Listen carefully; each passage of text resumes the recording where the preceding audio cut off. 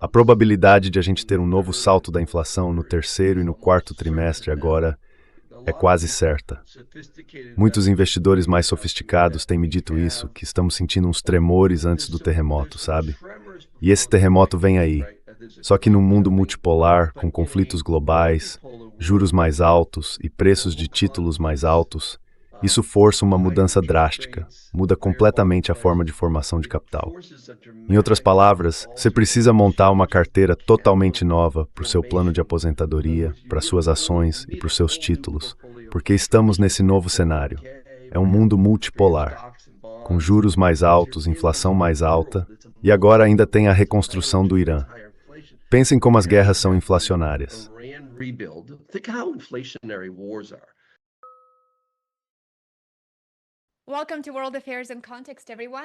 Bem-vindos ao World Affairs in Context, pessoal. Eu sou a Lena Petrova, sua apresentadora, e hoje estou muito feliz em receber de volta o Larry McDonald.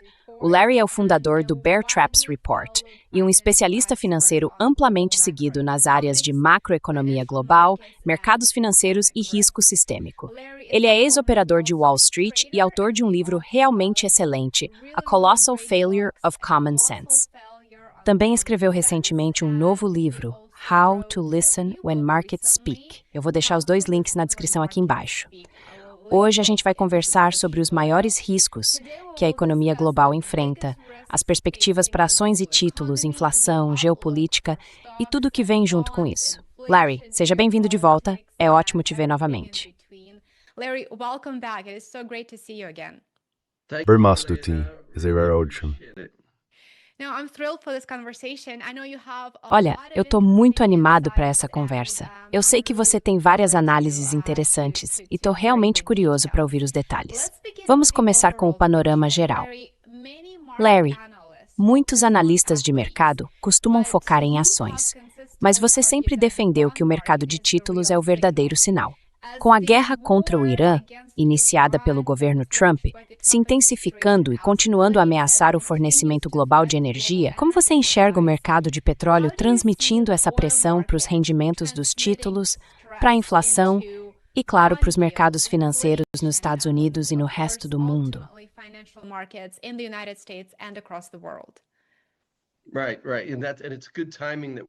Certo. E é ótimo que a gente esteja conversando justamente essa semana. Nos últimos dias, organizamos um jantar de ideias com alguns dos principais diretores financeiros de Nova York. Então a gente não produz uma newsletter. O que fazemos é oferecer para family offices, pessoas de alto patrimônio e consultores financeiros, uma visão valiosa sobre o que está acontecendo do lado da compra. Em outras palavras, não é que eu seja algum tipo de guru inteligente. É que nós realmente construímos juntos uma rede incrível de mentores excepcionais. E quando você faz esses jantares de ideias, organiza reuniões privadas em Nova York e depois promove o que chamamos de nosso bate-papo da Bloomberg, você acaba reunindo informações de todos esses ângulos diferentes. E isso realmente ajuda a conectar os pontos.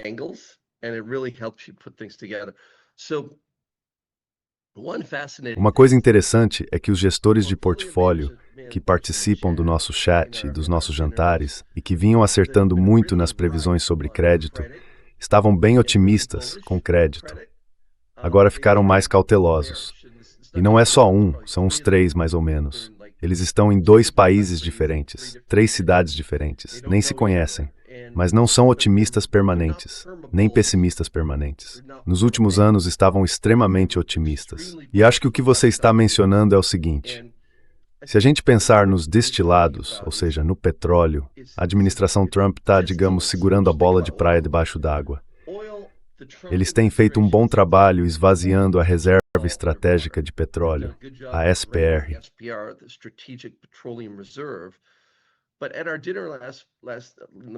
Mas no nosso jantar, nos últimos dias, se você olhar para os destilados, que são o querosene de aviação ou o diesel, todos esses outros produtos químicos, como o ácido sulfúrico, os preços continuam bem travados. E o estreito já está fechado há 120 dias, certo? Então a probabilidade de a gente ter um repique real da inflação no terceiro e no quarto trimestre é praticamente certa agora. E isso está afetando os rendimentos dos títulos. E aí, falando das Big Techs de nuvem, só nesta semana o CDS da Apple atingiu novas máximas. Os swaps de crédito da Oracle, o custo para se proteger de um calote da Oracle, estão disparando de novo, batendo recorde. Tem muito financiamento fora do balanço. Então é o choque de energia que vai pressionar os rendimentos. E além disso, é a quantidade de títulos sendo vendidos para os investidores.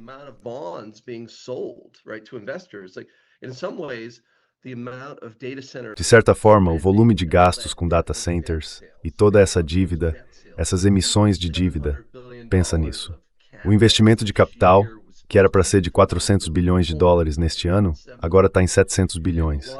E boa parte disso é financiada por dívida. Então agora você tem os grandes players, Google, Microsoft, Meta, Amazon, todos competindo com o governo americano para vender títulos, né? Esse é um dos lados da história. E além disso, tem o que está acontecendo no Estreito de Hormuz, onde a situação está ficando cada vez mais bloqueada. É como se fosse uma artéria do corpo que está entupida. E os efeitos de segunda e terceira ordem sobre os destilados vão realmente pressionar a inflação. Tudo isso vai bater bem no período das eleições de meio de mandato. Então sim, isso vai afetar os rendimentos dos títulos e já começou a impactar os spreads de crédito.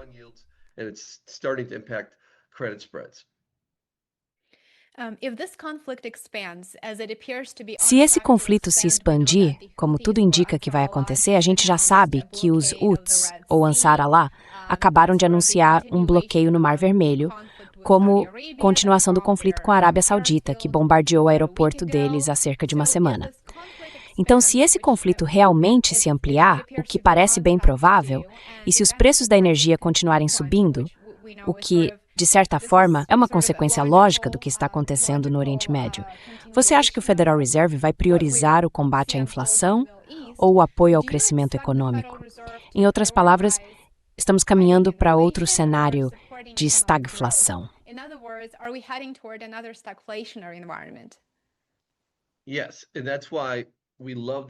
Sim, e é por isso que a gente gosta tanto das mineradoras de ouro aqui. A GDX, a Agnico Eagle, a Apple, a Edward Mary. Elas têm um fluxo de caixa livre de 6 a 7 bilhões de dólares, com um rendimento de cerca de 8%. Isso quer dizer que geram muito caixa. Produzem ouro a um custo de 1.400 a 1.500 dólares por onça, enquanto o ouro está por volta de 4.000. Então muitas dessas mineradoras estão realmente baratas. E num cenário de estagflação, esse é o tipo de investimento que funciona de verdade. No fim das contas, a única saída desse buraco de 40 trilhões de dólares em dívidas é manter a inflação. Ou melhor, manter os juros abaixo da taxa de inflação.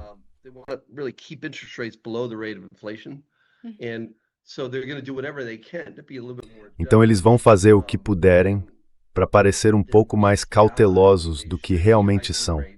Quer dizer, eles deveriam estar aumentando os juros, mas não vão. O pagamento de juros da dívida já está em 1 trilhão e 100 bilhões de dólares, certo? E se você olhar para a média do prazo e para a taxa média dos títulos da dívida do governo, dá para ver que se eles subirem os juros, o custo com esses pagamentos vai disparar. E isso justamente no momento em que esse custo já está tirando uma boa parte do orçamento do governo americano. Uma grande fatia do gasto público hoje vai só para pagar juros.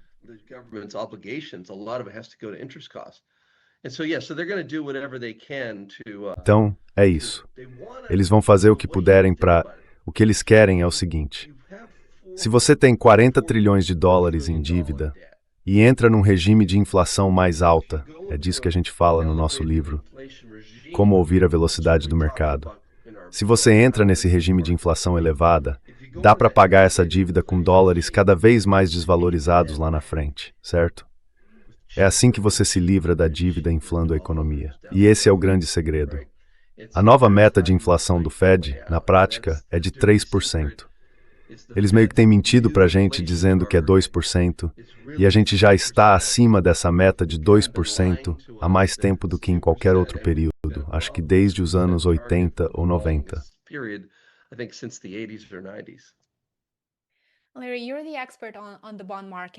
Larry, você é o especialista no mercado de títulos, e eu sei que com frequência a gente ouve as pessoas dizendo: o mercado de ações vai muito bem, e claro, há motivos para isso também. Mas nas últimas semanas e meses, e especialmente nos últimos dias, os rendimentos dos títulos do Tesouro subiram bastante, mesmo com as expectativas de desaceleração da economia. O que o mercado de títulos está, na prática, nos dizendo que talvez especialistas ou investidores em ações estejam ignorando?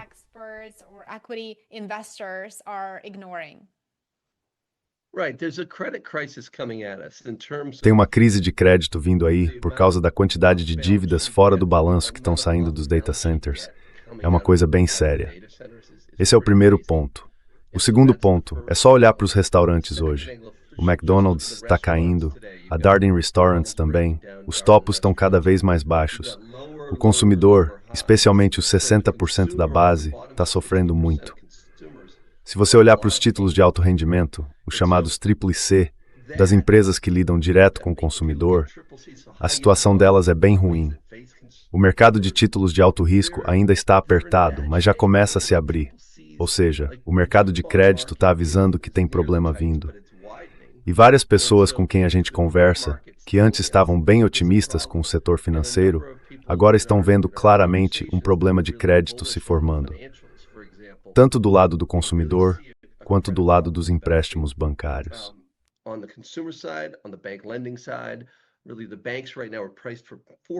Olha, os bancos agora estão com preços de perfeição.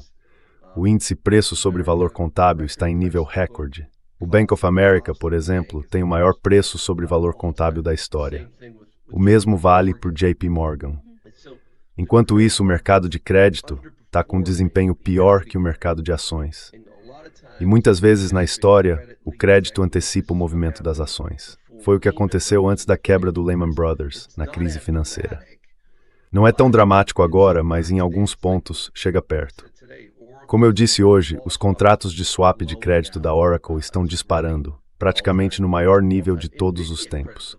Os da Nvidia também estão se alargando muito, mas muito mesmo. E isso para mim diz muita coisa.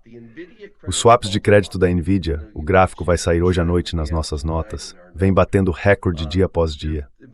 E isso mostra que há um tipo de financiamento circular entre as Big Techs. Todos esses jogos financeiros que estão sendo feitos, entende?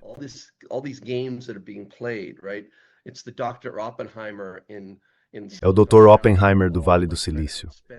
Todo mundo tentando gastar mais que o outro e chamar a atenção, pagando essa conta pela meta. Tudo isso parece um esquema de financiamento circular. Acho interessante que os swaps de crédito da Nvidia estão se ampliando a cada dia, junto com os da Oracle. Antes era só a Oracle que estava se alargando. Agora a Nvidia está ganhando força. Isso mostra que há uma quebra real na confiança nesse modelo de financiamento circular das Big Techs, com dívidas fora do balanço, e esse QIMI 3 vindo da China, que lembra aquele momento do DeepSeek em que não há retorno sobre o investimento. E tudo isso faz parte da próxima crise de crédito. É o que estou ouvindo dos nossos principais investidores institucionais, realmente alguns dos maiores do mundo com quem temos nos reunido nos últimos dias.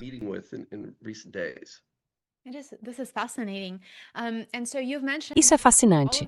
Você mencionou todos esses fatores importantes que influenciam o mercado de títulos e a situação no mercado de crédito. Mas tem outro ponto, digamos, o elefante na sala, sobre o qual eu queria ouvir sua opinião. Os bancos centrais estrangeiros têm comprado menos títulos do Tesouro Americano recentemente, e quem está assumindo um papel maior são os investidores privados e os fundos de hedge. Isso te diz alguma coisa? Isso torna o mercado de treasuries ainda mais frágil, do ponto de vista estrutural, considerando o que a gente acabou de discutir aqui.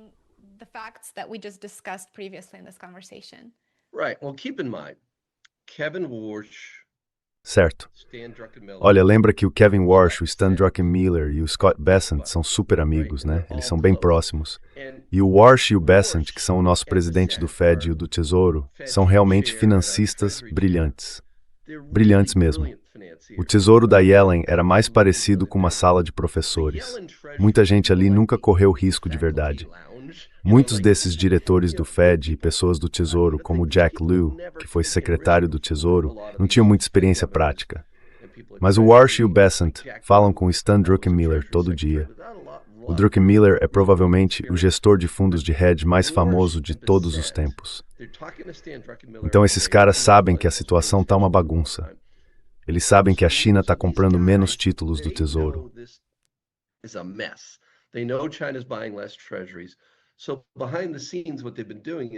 Então, nos bastidores, o que eles têm feito é o que eu chamo, e isso vem mais uma vez dos melhores e mais brilhantes fundos de hedge do mundo, com quem a gente conversa todos os dias em mais de 20 países. Eu chamo de a sacola de truques do Bessent. Eles estão forçando os bancos a comprar mais títulos do Tesouro. E basicamente o que estão fazendo é colocar uma arma na cabeça dos bancos. Estão dizendo, olha, nós vamos oferecer desregulamentação. A Michelle Bowman tem feito um ótimo trabalho nisso. Eles realmente querem desregulamentar os bancos, mas em troca, os bancos têm que comprar mais títulos do Tesouro. Então tem esse lado. E também tem o projeto de lei sobre stablecoins, essa legislação que está no Congresso. 5 anos atrás, as stablecoins valiam mais ou menos 75 bilhões de dólares.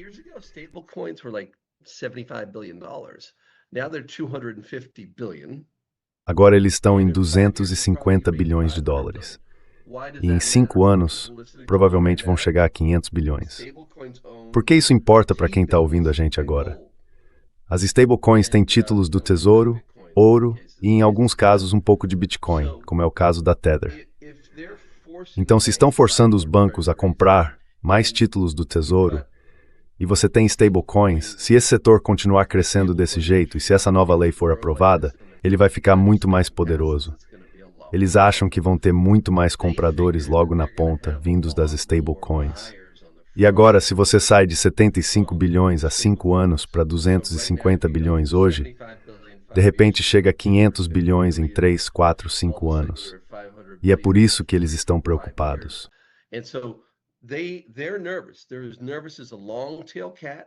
Eles estão mais nervosos que um gato de rabo comprido numa sala cheia de cadeiras de balanço. Não há dúvida disso. Mas eles têm um plano. E até agora esse plano tem compensado a deterioração bem feia na base global de compradores de títulos do Tesouro. Você está absolutamente certo. A China deu um grande passo para trás. A boa notícia é que houve um avanço importante de países como o Japão e o Reino Unido. Então parece pior do que realmente é. Ainda é um problema, claro, e a gente ainda vai continuar num cenário de juros mais altos, mas tem muita roupa suja por aí. Olha o Reino Unido hoje, os rendimentos estão disparando, e tem muitos outros balanços soberanos de governos que estão em situação ainda pior do que a dos Estados Unidos, por mais incrível que pareça.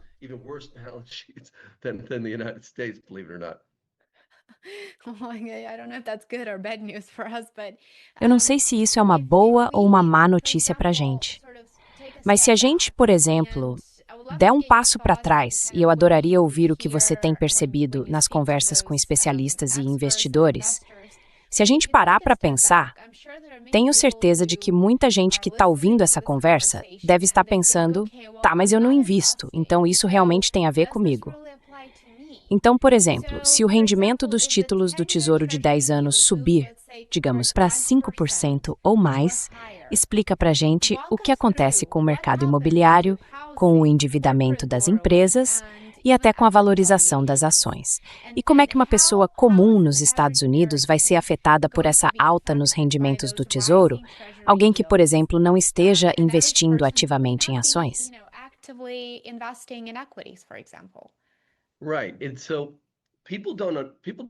Certo. Então, o que muita gente não entende é que de 2017 até 2021, houve trilhões e trilhões em emissões, sabe? Mais de 60 trilhões em títulos do Tesouro, em títulos corporativos, em títulos de imóveis comerciais, enfim, todo tipo de emissão de dívida. E tudo isso foi feito com juros muito baixos, praticamente zero. O que acontece é o seguinte, quando os juros sobem, o preço dos títulos cai. Tem, por exemplo, um título da Apple, que hoje está sendo negociado a mais ou menos 53 centavos por dólar. Ele paga um cupom de 2,55%, bem baixo. Foi emitido a valor de face, ou seja, a 100 dólares. Então pensa nisso, foi emitido a 100 e agora está valendo uns 53. E isso acontece porque os juros subiram e os preços dos títulos caíram. Então, voltando ao seu ponto, antigamente, 5% não significava tanto assim.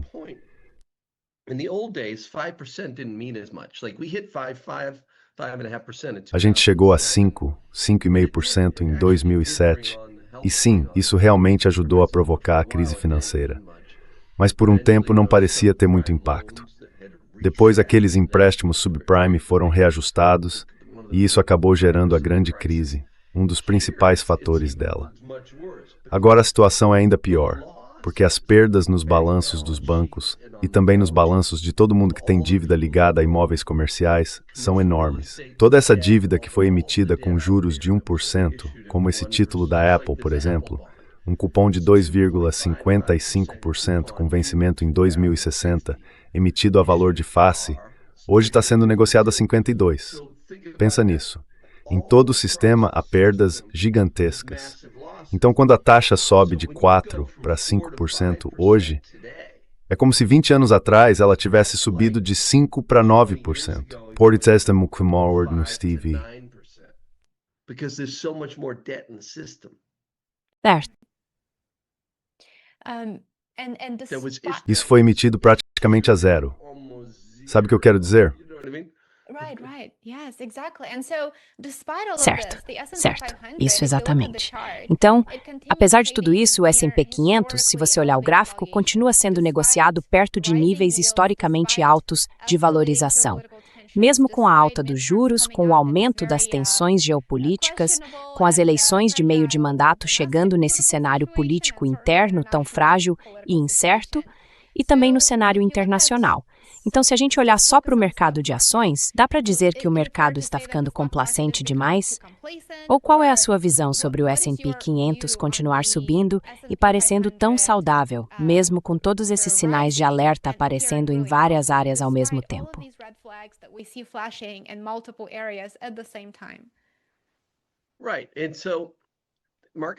Certo, então o mercado tem se saído bem. O curioso é que, normalmente, julho deveria ser o melhor mês do ano, e as 2 primeiras semanas de julho costumam ser tranquilas, bem fáceis. Mas tivemos um pouco de volatilidade na última semana. Muitos investidores mais experientes têm me dito isso, que estamos vendo alguns tremores antes do terremoto, sabe? Tem um terremoto vindo aí. Só que, pelo jeito que o mercado está se comportando, ele praticamente não saiu do lugar. A Nvidia está no mesmo nível desde outubro. A Microsoft, sem mudança há 3 anos. A Meta, mesma coisa, a Meta. Então está acontecendo uma grande rotação no mercado. O dinheiro está saindo das Big Techs e indo para outras partes, para empresas que têm ativos reais.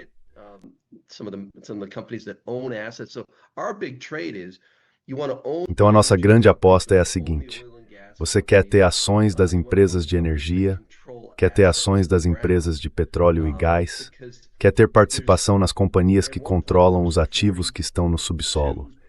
Porque em certo momento, havia 42, 43 trilhões de dólares no Nasdaq 100 e agora restam cerca de 2,5 trilhões.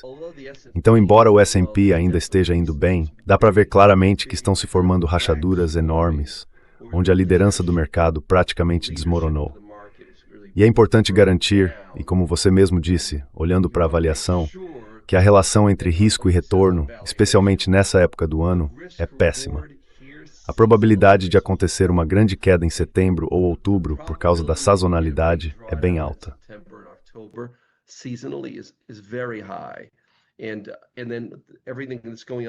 E aí, com tudo que está acontecendo com Mag 7, com memória e tudo isso envolvendo a China, parece que vem uma crise por aí. Porque, basicamente, a gente investiu, ou plana investir, de 4 a 5 trilhões de dólares em capex de inteligência artificial. A China está roubando muita informação nossa e jogando tudo em código aberto. É como um monte de piranhas, sabe? Roubando a propriedade intelectual dos Estados Unidos. E agora o retorno desse investimento virou um grande debate. Olha o caso do Alex Karp, por exemplo. E isso não vem de mim. Vem de gente do nosso chat da Bloomberg, dos nossos jantares, pessoas que eram muito, mas muito otimistas com tecnologia, muito otimistas com semicondutores.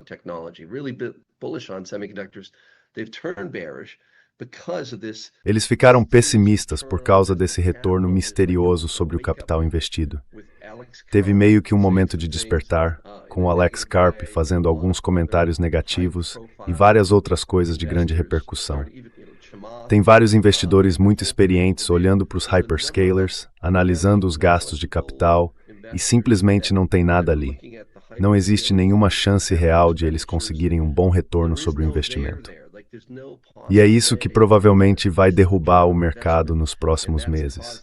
Eu acho que a probabilidade de o mercado cair entre agora e outubro, e não estou falando de uma queda de 20% ou 30%, é bem alta.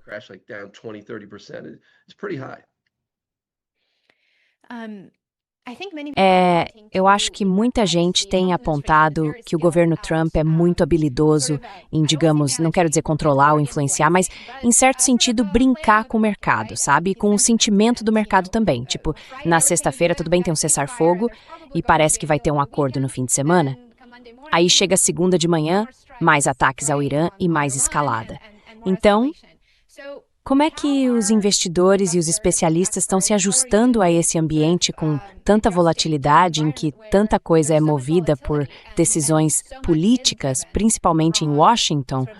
Tem um pouco disso na Europa também, claro, mas a maior parte vem mesmo de Washington. Some of it is in Europe, but mostly coming from Washington. Certo. Então isso aqui não é uma negociação imobiliária em Manhattan, né? Onde o Trump está lidando com uma pessoa equilibrada e capaz do outro lado da mesa. Ele está lidando com 5 facções no Irã. O que acontece é que ele faz um acordo com uma ou duas delas. E pensa na guarda revolucionária, que é o exército, basicamente. Lá também tem 5 facções. Então, quando a gente faz um acordo de paz, um cessar-fogo, com uma ou duas facções, basta uma ou duas das outras lançarem mísseis contra navios e pronto. De repente, o Estreito de Hormuz fica fechado por 120, 130 dias. E é por isso que a gente está vendo essa diferença enorme no preço do diesel. É isso, o diesel.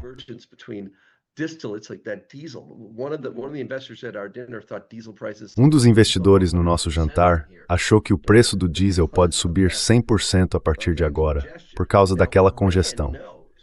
Agora, o Irã sabe disso, e aqui vem a boa notícia para os Estados Unidos, para a Arábia Saudita e para todo o Oriente Médio. A gente está construindo num ritmo muito acelerado. Estamos fazendo provavelmente 6 oleodutos diferentes que vão basicamente neutralizar o Estreito de Hormuz. Isso devia ter sido feito há décadas. Mas os iranianos sabem, e os Houthis também sabem, que eles têm poder de barganha neste momento. Esse poder é como um cubo de gelo derretendo. Não vai durar 2 anos. Então eles vão fazer de tudo agora para causar confusão e tentar arrancar alguma coisa da Casa Branca.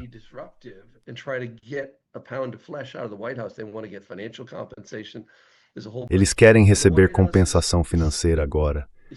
Tem um monte de gente nessa situação, e a Casa Branca está sendo obrigada a jogar duro com eles. E é isso que pode realmente agitar o mercado de títulos. Preços de energia mais altos, um salto na inflação, igual em 2022.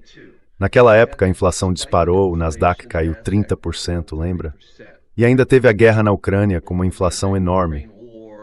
Não vai ser tão grave assim, mas esse é um dos grandes fatores imprevisíveis que podem bagunçar as eleições de meio de mandato e a inflação. Porque se o estreito ficar fechado por 120, 130 dias... Então esse foi um dos grandes temas do debate no jantar outro dia no Harvard Club, em Nova York.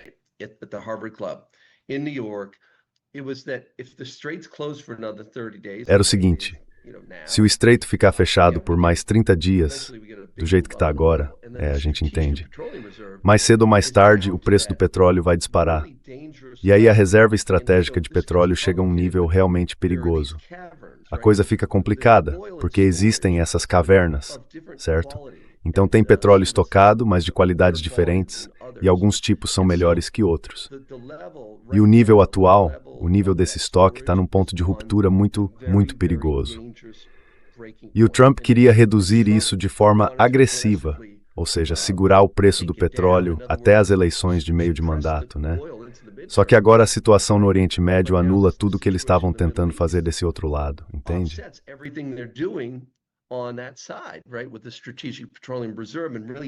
Com a reserva estratégica de petróleo e realmente liberando todo aquele óleo.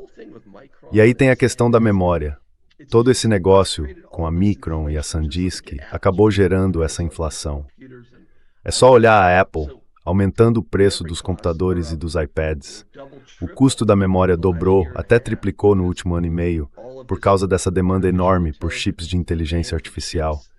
Então a memória acabou criando um novo nível de inflação, que vem na forma de preços mais altos de computadores, de chips, e isso acaba pesando para o consumidor de outras maneiras também. Então sim, tudo está se alinhando para mais uma fase de turbulência, provavelmente lá para o fim do ano.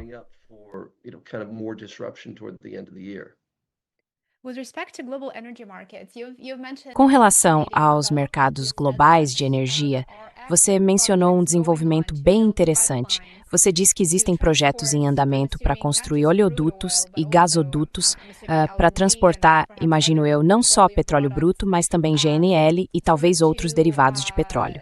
A ideia seria reduzir o risco de o Estreito de Hormuz ou talvez Bab el-Mandab e o Mar Vermelho ficarem fechados à navegação. Quais são os atores globais envolvidos na construção desses dutos? E há empresas americanas participando ativamente desse projeto ou desses projetos? Imagino que sejam vários.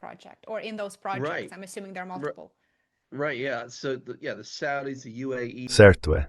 Então sim, a Arábia Saudita, os Emirados Árabes Unidos, a gente não fez nenhum trabalho específico sobre as empresas em si, mas tenho certeza de que se você olhar para empresas como a GE e outras de infraestrutura tradicional, vai encontrar o que normalmente se espera.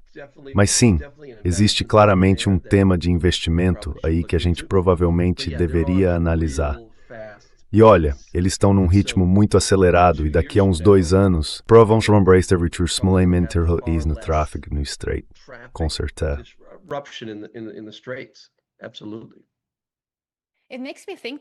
Isso me faz pensar que, considerando o investimento enorme necessário para construir esses oleodutos e todas as barreiras regulatórias, o preço do petróleo vai acabar subindo de qualquer jeito.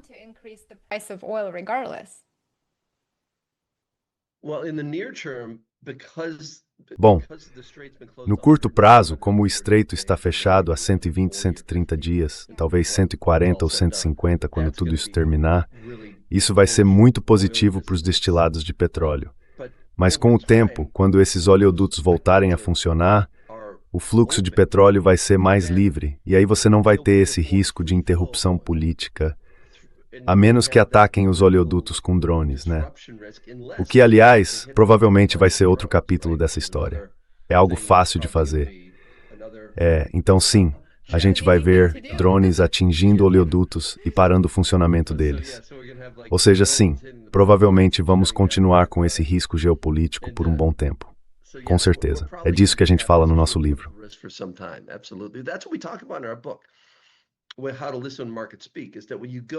Olha, o que o mercado quer dizer é o seguinte: quando você entra num mundo multipolar, e esse é o ponto principal, é bem diferente de um mundo unipolar, onde um país só comanda tudo. Nesse tipo de cenário, as cadeias de suprimento funcionam livremente, e isso é muito, mas muito deflacionário. Agora, no mundo multipolar, com conflitos globais, juros mais altos e preços de títulos mais altos, tudo muda de forma drástica. Muda a forma como o capital é formado. Em outras palavras, você precisa repensar completamente a estrutura da sua carteira, do seu plano de aposentadoria, das suas ações e dos seus títulos, porque estamos vivendo nesse novo mundo. É um mundo multipolar, com juros mais altos e mais inflação. E agora temos a reconstrução do Irã. Pensem como as guerras são inflacionárias. É preciso reconstruir o Irã, é preciso reconstruir Gaza.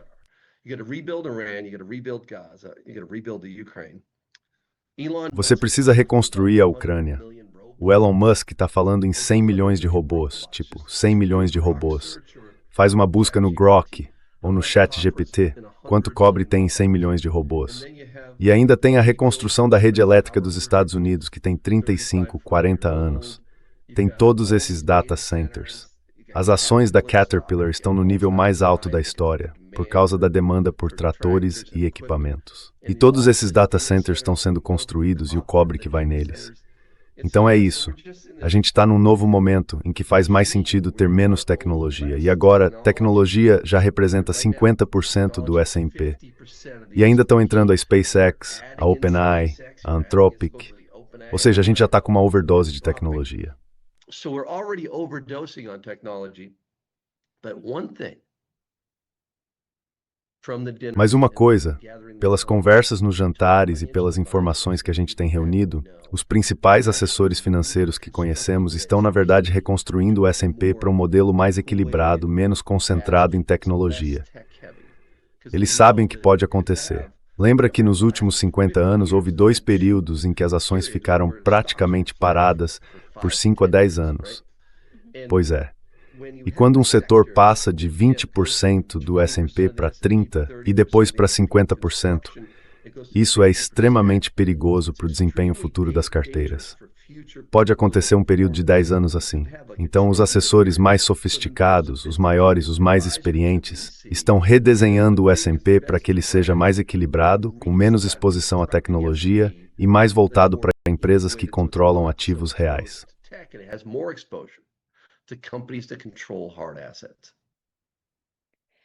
I believe yesterday, or perhaps the day before yesterday. Acho que ontem ou talvez anteontem eu vi um artigo publicado pela Reuters que falava sobre o fato de que Washington agora não quer mais endurecer ou reforçar as sanções contra a Rússia e outros adversários, porque entende que as sanções são a principal razão para que grandes atores globais, praticamente o resto do mundo, estejam se afastando do dólar. Então, até Washington já reconhece que as sanções viraram uma arma. E para reduzir o risco dessa arma, o mundo vai acabar procurando alternativas. E há vários grupos diferentes. Às vezes a gente ouve especialistas dizendo que o dólar ainda é o rei. Outros dizem que o ouro já superou o dólar em termos de reservas globais nos bancos centrais. Ou seja, o dólar americano está caindo aos poucos. Larry, como você enxerga o dólar americano neste momento? E como você vê os acontecimentos geopolíticos e domésticos atuais influenciando o papel do dólar e também a força do dólar como moeda de reserva global? And also the strength of the dollar as the global reserve currency. Right, so the dollar's going to be the Certo. global reserve currency. Então, o dólar vai continuar sendo a moeda de reserva global pelos próximos 30 anos, sem dúvida. A gente fala sobre isso no livro. Mas estamos num regime de desvalorização secular do dólar. E o que isso quer dizer, em termos simples, é uma tendência de queda de longo prazo, que deve durar com alta convicção. Eu realmente acredito que estamos nesse período. E há vários motivos para isso. Antes de tudo, quando acontece um pico de inflação por causa do preço do petróleo e das commodities, e essa inflação dispara, de repente o Federal Reserve, ou melhor, a expectativa de aumento dos juros sobe. E a parte curta da curva de juros fica muito favorável para o dólar.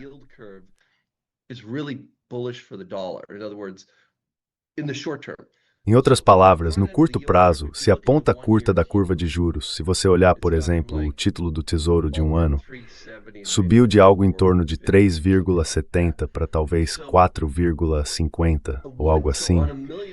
Então, em $1 milhão, você passou de 37 mil de juros para mais ou menos 45 mil, certo? Então, quando as taxas de juros sobem na parte curta da curva, por causa das expectativas de inflação, de problemas no Oriente Médio ou da percepção de que pode haver aumento de juros, é isso que fortalece o dólar. E é por isso que o dólar se recuperou. Mas isso é mais como uma reação automática, uma espécie de memória muscular, porque nos últimos 30, 40 anos, sempre que tivemos um pico de inflação, especialmente em 2022, o Fed começou a subir os juros. Especially in 2022, the Fed started hiking, and that strengthened the dollar.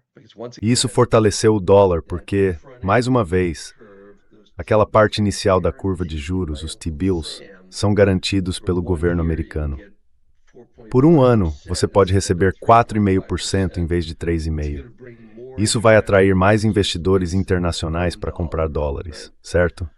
Mas o problema agora, ou melhor, a diferença é que os juros da dívida estão em $1 trilhão e 100 bilhões, enquanto da última vez que começamos a subir os juros da dívida eram de 290 bilhões. Então, os juros da dívida subiram de 290 bilhões para $1 trilhão e 100 bilhões. Ou seja, não há muito espaço para aumentar os juros agora, porque se fizerem isso, os juros da dívida vão subir para $1 trilhão e 500 bilhões.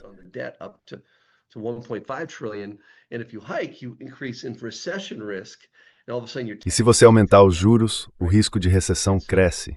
E, de repente, a arrecadação de impostos cai, certo? Então, existe uma tendência de baixa estrutural do dólar, porque a única saída desse buraco de 40 trilhões de dólares em dívidas é manter os juros abaixo da taxa de inflação. Segurar os juros, recomprar títulos, forçar coisas como stablecoins a comprar mais títulos do tesouro, forçar os bancos a comprar mais treasuries. Tudo isso é feito para sustentar o sistema. É por isso que metais preciosos, ativos reais e empresas que controlam recursos, como mineradoras de cobre, companhias de petróleo e gás, Chevron, Schlumberger, acabam se destacando muito nesse tipo de cenário de estagflação, em que os juros ficam artificialmente abaixo da inflação.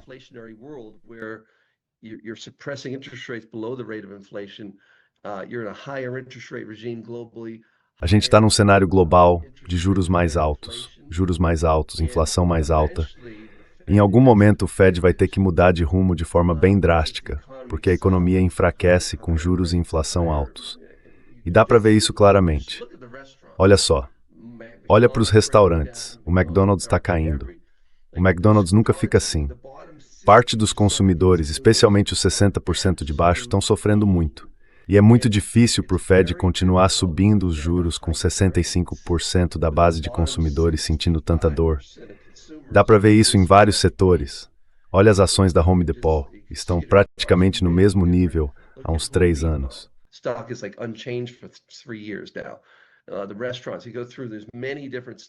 Nos restaurantes que você frequenta, há muitas ações ligadas ao consumo que estão bem castigadas. Olha a Nike, por exemplo, está realmente muito abatida. Então, a capacidade do Fed de aumentar os juros é o que manteria o dólar forte. Mas por causa da fraqueza do consumidor e de todos esses fatores que a gente está comentando, como os juros da dívida, o mercado está começando a perceber que o Fed não consegue subir tanto assim. Aí você entra num ciclo realmente negativo para o dólar. E é isso que deve acontecer ao longo do próximo ano. Isso é muito positivo para empresas que controlam ativos.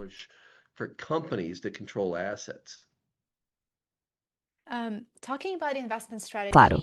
Falando sobre estratégia de investimento, você mencionou commodities, claro. Mas, de forma geral, quais classes de ativos oferecem hoje os melhores retornos ajustados ao risco, nesse ambiente tão volátil e incerto?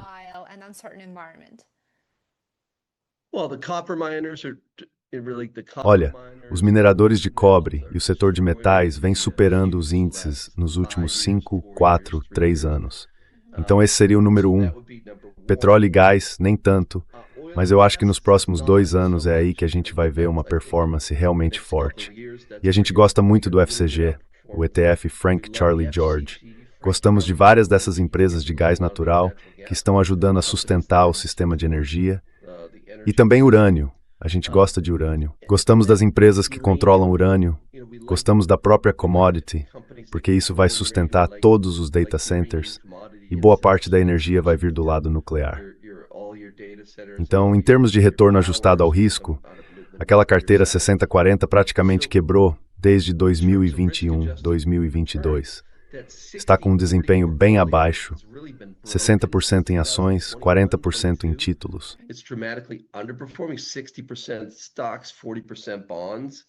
Então, é mais ou menos 35, 30, algo assim, onde você tem 35% em ações, 35% em títulos e 30% em commodities. Essa é a nova forma de montar uma carteira nesse cenário de juros mais altos, com rendimentos maiores nos títulos e uma inflação mais elevada em relação ao que a gente tinha antes. O regime antigo era de deflação mais certa, cadeias globais de suprimento funcionando perfeitamente, um mundo unipolar, certo? Agora o jogo é completamente diferente. Estamos nesse ambiente de juros mais altos, num mundo multipolar. E é por isso que você precisa dessa composição. 35% em ações, 35% em títulos e 30% em commodities. É esse tipo de estrutura de carteira que faz sentido nesse novo mundo.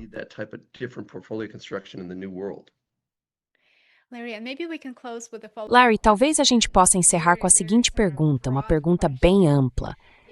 Se você tivesse que deixar uma mensagem para quem está nos assistindo, para os investidores, para o público em geral, sobre como lidar com o mercado de títulos e o mercado de ações de hoje, que mensagem seria essa? What would that message be? Well, above all, watch the bond market. Olha, acima de tudo, fique de olho no mercado de títulos, no mercado de crédito, porque são eles que vão te mostrar o caminho. Eles realmente antecipam o mercado de ações. Credit markets. E o mercado de crédito, se houver mesmo uma crise de crédito se formando na construção de data centers e também no consumo, com os 60% da base dos consumidores sofrendo bastante, e no setor imobiliário comercial, se as taxas de juros continuarem nesse patamar, há muito risco sistêmico no mercado imobiliário comercial com juros altos. Se as taxas caírem, o problema desaparece. Mas é por isso que eu acho que, acima de tudo, o crédito vem antes das ações. E vale acompanhar gente como o Bear Traps Report. Existem muitos outros serviços por aí. O importante é acompanhar de perto o mercado de títulos, porque é ele que vai te mostrar a direção do mercado de ações. The bond market, because that's going to tell you the direction of the stock market. And I will share all the links to E eu vou deixar todos os links para o seu trabalho aqui na descrição. Eu adoraria que o nosso público conferisse, apoiasse o que você faz e realmente entendesse melhor o que fazer nesse cenário. Porque eu sei que muitos dos nossos espectadores comentam dizendo que é impossível saber o que está acontecendo, já que tudo muda todos os dias. Por isso, eu acho que o Bear Traps Report, o seu trabalho e os seus comentários são absolutamente valiosos no mundo de hoje. Larry, muito obrigado por compartilhar suas ideias e por nos ajudar a entender melhor os riscos e as oportunidades que estão moldando o mercado global atual. A gente agradece o seu tempo e espera te receber de volta em breve. We appreciate your time and look forward to having you back on. And I'm E eu estou muito empolgado.